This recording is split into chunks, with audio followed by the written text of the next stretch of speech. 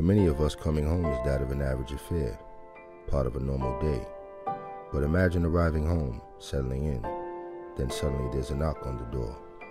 Not a normal knock, say that of a neighbor, but a knock that will instantly turn your life upside down.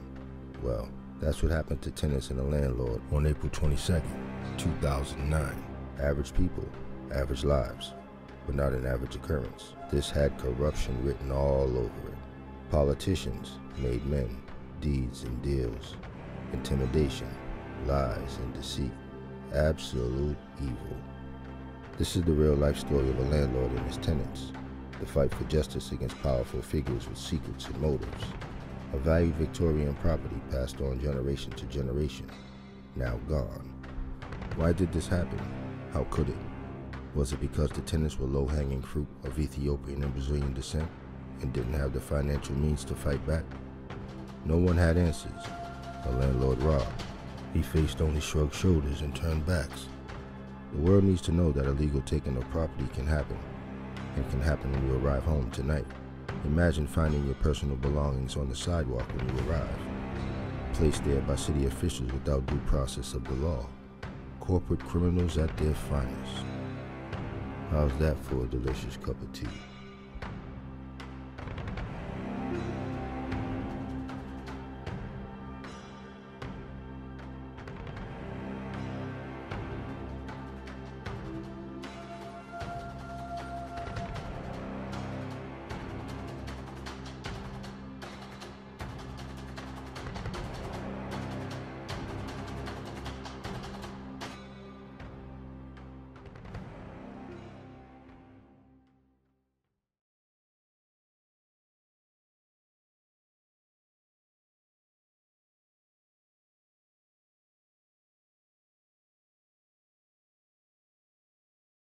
Go ahead and get started.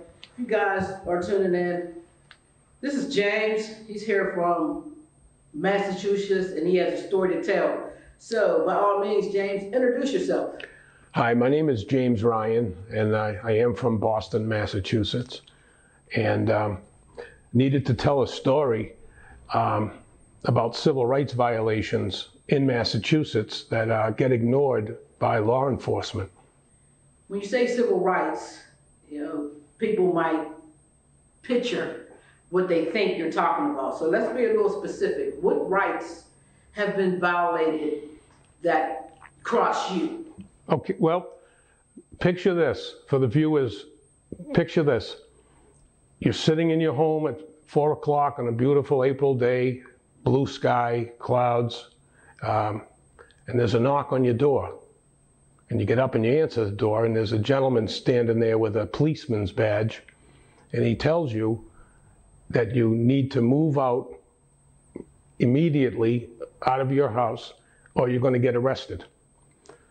That's what happened to us in Boston in 2009. And since then, 35 state employees that are law enforcement with the Attorney General's office, with Suffolk County District Attorney's Office, Essex County District Attorney's Office, Middlesex County District Attorney's Office.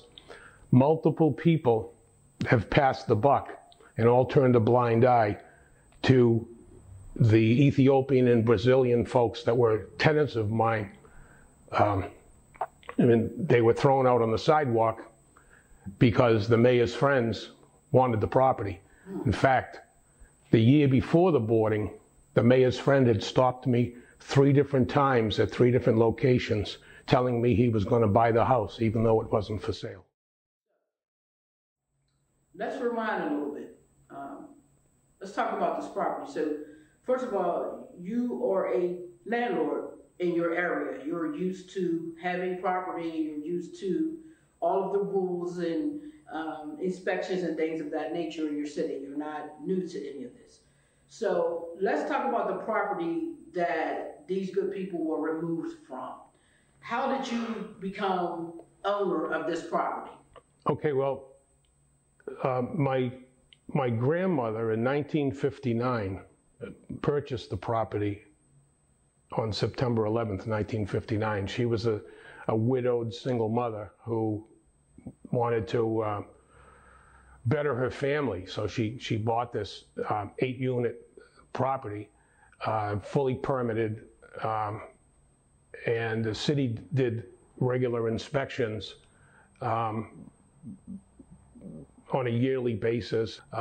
When I was a teenager back in the 70s, I did all the inspections with the city officials. So multiple times it was the building inspector and the fire inspector or the plumbing inspector or the board of health on a regular basis came through. In fact, the gentleman, Michael Desmond, who tossed the people out on the sidewalk, had been in the house dozens of times over the years, because he began his career, I believe, in the 80s. So this was 2009. He'd been in on a regular basis. And I've known Michael Desmond because we had our first communion together. So I've known him since the first grade. And but what happened was, even though we did all those inspections without any zoning issues at all, a new mayor got elected. In fact, his campaign financer, his name is Jamie Russo, in August of 2007, wanted to purchase the home and actually had a purchase and sale agreement done by a local attorney, Denise DiCarlo in Revere, and she did a $500,000 purchase and sale for me and the mayor's campaign manager. In fact, the campaign manager stated on my porch that he financed the entire campaign of the mayor. And if the mayor got in, they were going to buy up property all over the city. And then I was advised to back out of the purchase and sale. I never signed it. I never picked up the $30,000 deposit. I was advised by an attorney that the mayor's campaign manager was a hoodlum. And then they told me something's going to go wrong, so walk away from the deal. So I did. And then the mayor got elected. And then that's when the problem started. So you had some interest of selling that first. I had agreed to sell it to the mayor's campaign manager. And then you decided this was not something you wanted to do anymore. You didn't trust the deal. I was told, my attorney told me to back out. So you backed out the deal. And how long from the time you backed out of the deal until the time your people started having issues? How long did it take for that? Well, after the mayor got elected, his campaign manager became the director of constituent services for the city. And then one day, I had a mysterious flood in my basement. And when I called the city, well, the tenant told me, the tenant had been a tenant of mine for 20 years. He told me there was a couple of feet of water in the basement. I told him, don't go down into the basement. We got to get it shut off by the city, has to come and shut it off in the street. So I called the city, had them come down and shut the water off. And when the water subsided, I had the tenant, Daryl, go back to the basement and see if he saw any broken hot water tank or whatever the case may be. And he said it looked like the pipe had been smashed off the foundation with the sledgehammer, because it was cut right off at the foundation, which means it couldn't be repaired, it had to be replaced. So when I called the city, the DPW told them that I needed to replace the water main. He suggested calling GTA to come down, and he said they'll come right down. So I called GTA, they came right down. What is GTA? It stands for Greg Antonelli. Yeah. And so when I met them there, they were already digging up the street. They said it was going to cost $2,700. So I said, yeah, go ahead and do it. So when I went down to meet with them, they were already digging up the yard. And he greeted me with, I'm going to buy this house. And I said, well, it's not for sale. He said, sure it is. I'm going to buy it. And I said, well, it's not for sale. He said, yeah, this will be great. I can put my trucks in the back. My guys can live here. This will be great. I said, well, it's not for sale. He said, well, I'm going to buy it. So wait. The person that came to fix the water main. was the person that wants to buy the house. Mm-hmm. So now how can you have confidence that he will actually fix this correctly? Because if he does not fix it correctly, then now you're in violation and they have a reason. Well, I trusted that he would replace the water main fine. In fact, he did replace the water main fine, and he never had me sign I didn't sign anything. I didn't get a job invoice. In fact, we found out later he never pulled a permit for the job. He never had DigSafe. DigSafe, I don't know if you know what that is. It's but like one call. Well, to make sure you're not digging up a gas line. So they never did a DigSafe permit. They never did a permit with the DPW. And well, at 5 o'clock that day, my tenant called me and said that he thanked me for getting it done right away, and the hot water was back on, the cold water was back on, everything was good, and he thanked me. Then I never received an invoice for the job. So every time I checked my mailbox, I'd expect to get a $2,700 bill. I never got a bill. And one day I was driving down through the middle of the town, and the gentleman with the water main had me pull over, and he said he wanted his money. And I said, "You never sent me a bill." He said, "I'm not sending you a bill." So he said, "I want a check right now for $2,200. So anyway, he forced me into an ATM to withdraw. My limit was $500, so I was able to withdraw cash. So I got a receipt for the cash, and then he forced me to write a check for $2,200. And I said, "I can't." And he said, "Make it good for Friday." I said, "I can't make it good for Friday. I don't know if I'm going to have $2,200. Anyhow, I gave him the check. Then I called an attorney, told him what happened. They said, "Call the police." So I called the police. The police called Greg, told him not to come after money like that and to go through courts. And the attorney suggested that I fax them a letter saying, "Don't deposit the check for the $2,200. So I did that, and never received a bill. Still to this day? No, but a couple of days later, he showed up at my door, and he forced me to another bank to withdraw more money. So I gave him I had to give him $775 cash. And gangsters. Well, I'm not going to call them gangsters, but so anyway, he got his I think it was $525 the first time and $775 the second time, and I gave him receipts. I have receipts for both of those, but I never got another invoice. So 6 months later is when the house was boarded up. So he came to my house 6 months before the board up to tell me he was going to buy the house. So and then 6 months later, that's when they put everybody out. They put everybody on the sidewalk. No one wanted to get arrested. They said the same thing to me. They said, if you step back on this property, even though we owned it for 50 years, he said, if you step foot back on this property, you're going to be arrested. And they went up and put a no trespassing sign on the house. And they boarded it up, all the basement windows, the first floor windows, all the doors. Wow. So you've been fighting this ever since? And never been in front of a judge.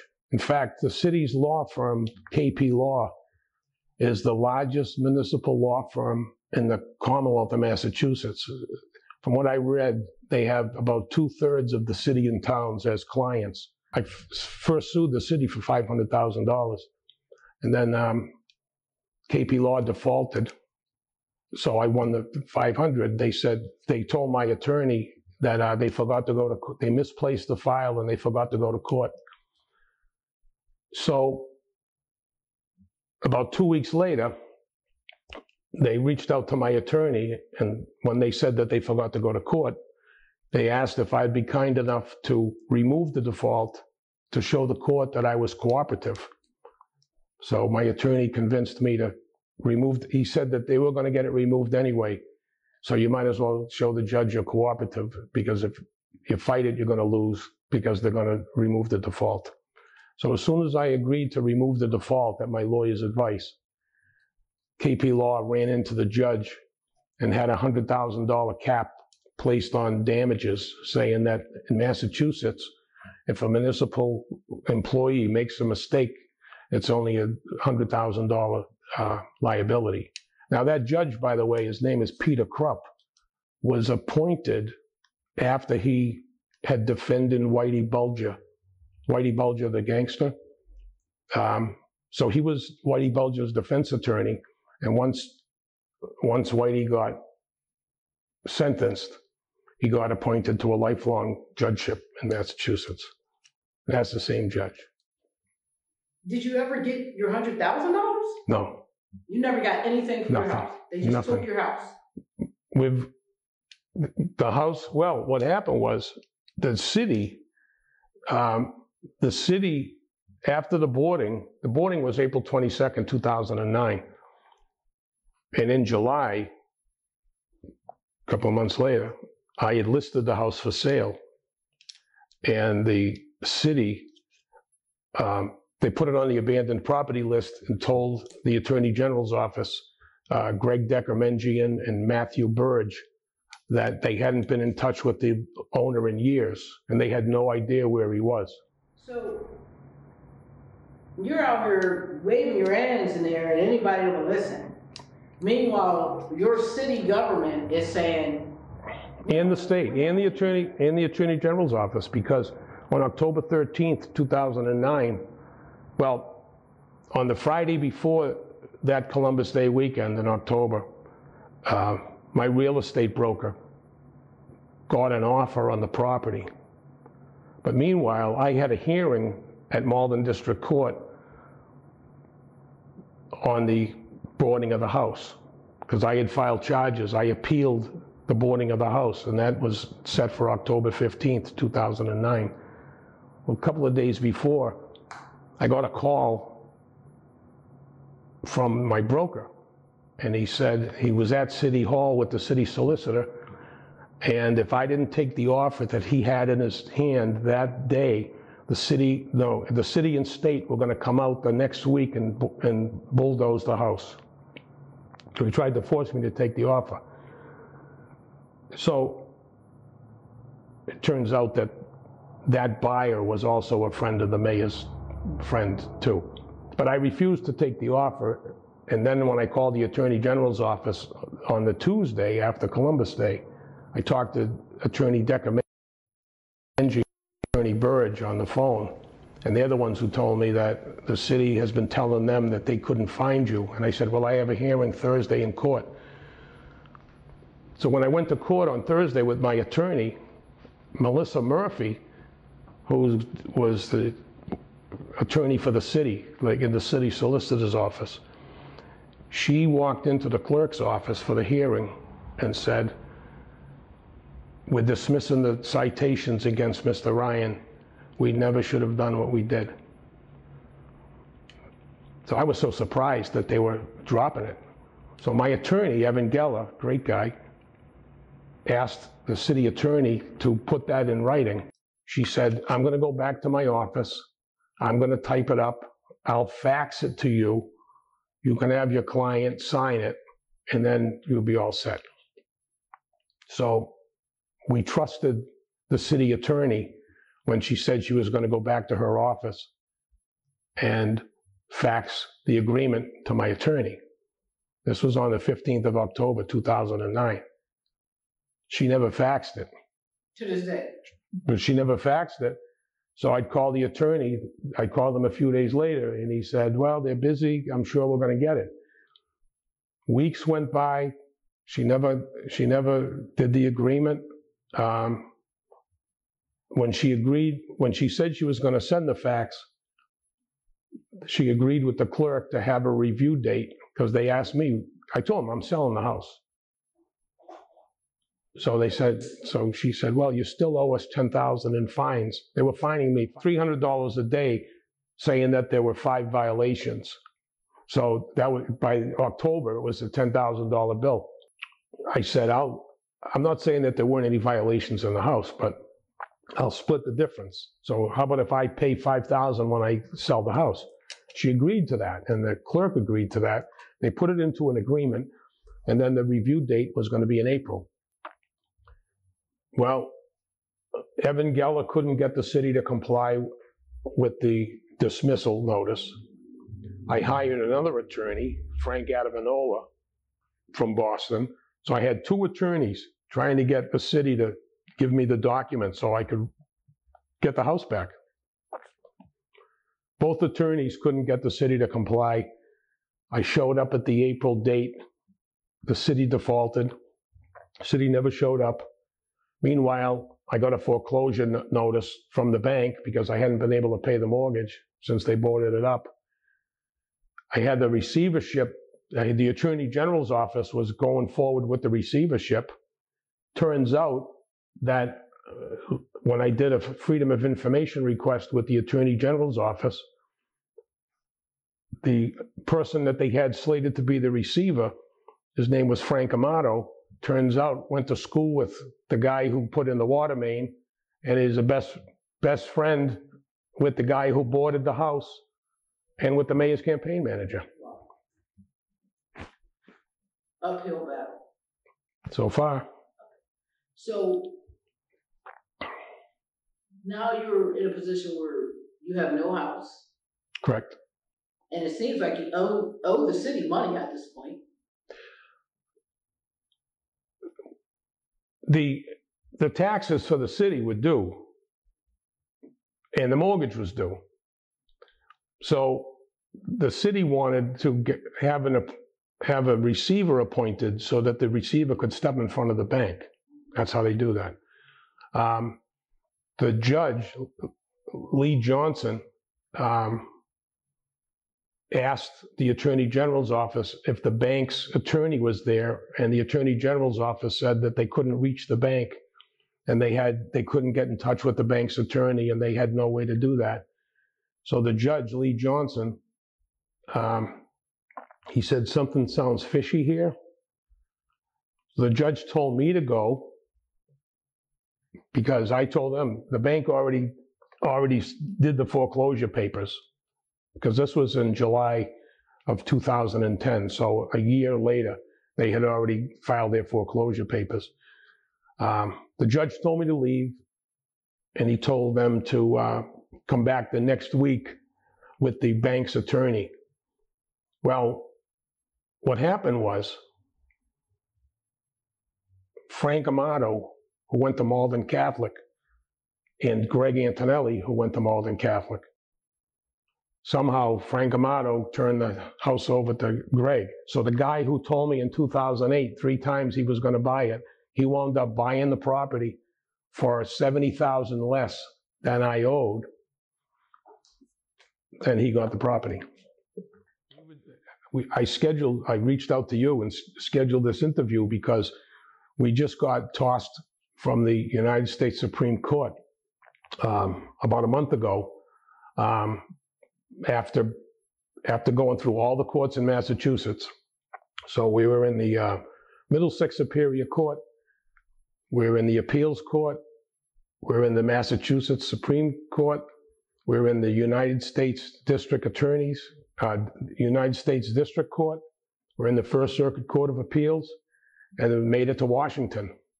And the 30 clerks looked at all the information and turned a blind eye. They've all turned a blind eye to people getting thrown out on the sidewalk. And it's precedent setting, and it could be a national precedent setting occasion, because landlords, if they want to evict somebody, they have to cross every T and dot every I, and then go through a process, and it takes months. The fact that Michael Desmond, the building inspector, and Steve Finocchio, the building inspector, and the mayor and the city solicitor and those people, the fact that they could throw people on the sidewalk and get away with it, it's disturbing. And people have told me that this happens at other places. And anyone who sees this video and knows of someone that's happened to, maybe they could reach out to Grind City TV or something and say, hey, this happened to me in Montana, or this happened to me in Florida.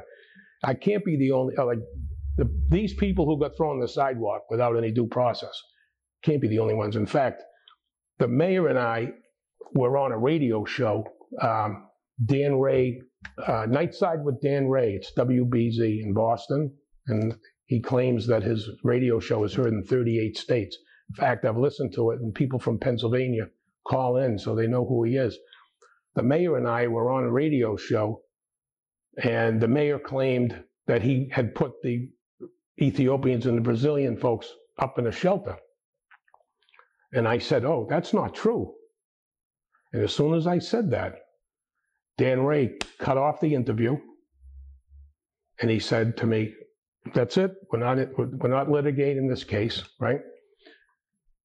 So the mayor claimed he followed the law, and when people were thrown out, he did everything by the book. Well, they gave me 5 citations, okay? They're trying to blame it on you. So one of the citations was on the day they threw people out, they said there was a battery missing in a smoke detector. They said there was a box of clothes in the back hallway. They said there were 3 tires in the basement. They said that 5 apartments were illegal. And they said that there was no smoke detector, no sprinkler system. Now, in Massachusetts, the city, you're grandfathered in. If you have a house without a sprinkler system, you're grandfathered in unless they give you a notice to say you need a sprinkler system, and then they give you so many months or years or whatever to put it in.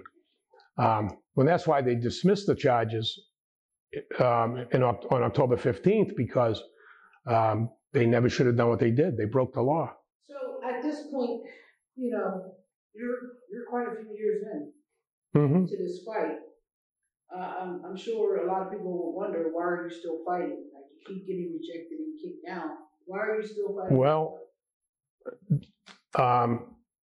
Plan B. Well, first of all, I never expected the Supreme Court to turn a blind eye, but they did. So Plan B, and I've been working on this, we're making a film about what happened, and it's based on a true story. A gentleman from Boston put together a trailer. He's made a couple of films.